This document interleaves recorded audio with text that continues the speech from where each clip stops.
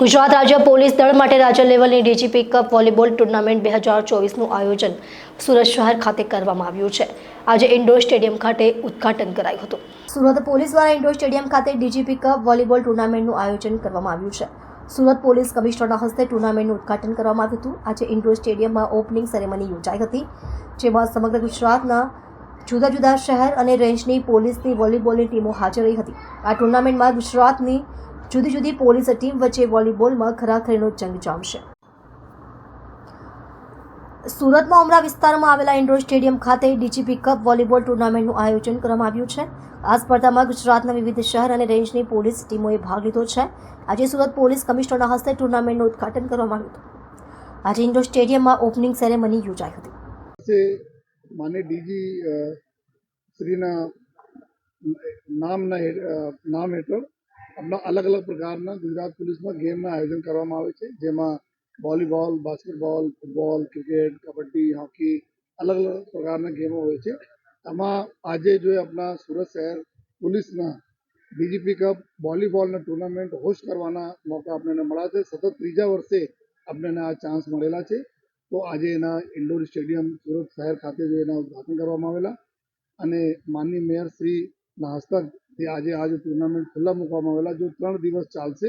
અને આજે પ્રસંગે અમારા ધારાસભ્ય પ્રવીણભાઈ ગોહારી સાહેબ, અમારા ડેપ્યુટી એજ્યુકેશન ટ્રસ્ટના પ્રમુખ શ્રી આપણા લાલજીભાઈ, આપણા બધા અધિકારીઓ અને ટોટલ કુલ 12 જેટલા પુરુષોની ટીમ અને 5 જેટલા મહિલાઓની ટીમ, કુલ 144 જેટલા જો પુરુષ અને 55 જેટલા જો મહિલાઓ અમારે એમાં ભાગ લેશે જોઈએ।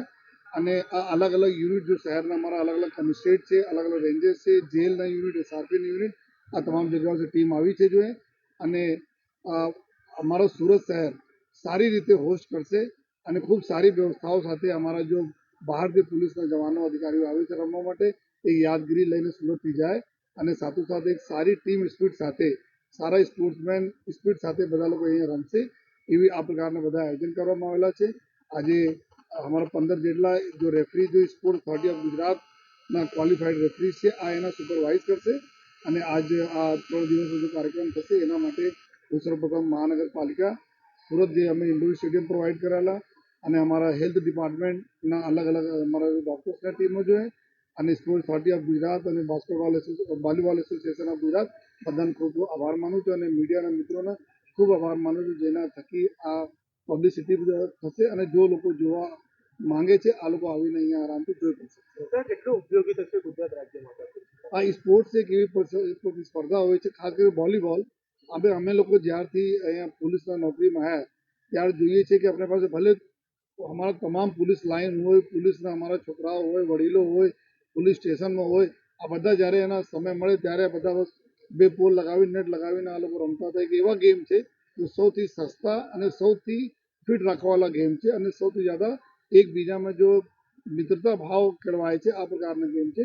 તો અમારા લોકો માટે સતત ઉપયોગી રહે છે અને સાથોસાથ પૂરા રાજ્યમાંથી પોલીસ જવાનો અધિકારીઓ આવે તો એક નવી દોસ્તી એમાંથી બને અને પછી જો ડે ટુ ડે જો અમારી પોલીસની કામગીરી હોય છે એમાં બી સરસ લાઇઝનિંગ રહે। કોઈ આરોપી પકડવાના હોય, કોઈ પબ્લિકને મદદ કરવાના હોય, કોઈ મિસિંગ થઈ ગયા હોય, તો ખૂબ સારા સંકલન આ સ્પોર્ટના લીધે અમારા જળવાતા રહે છે।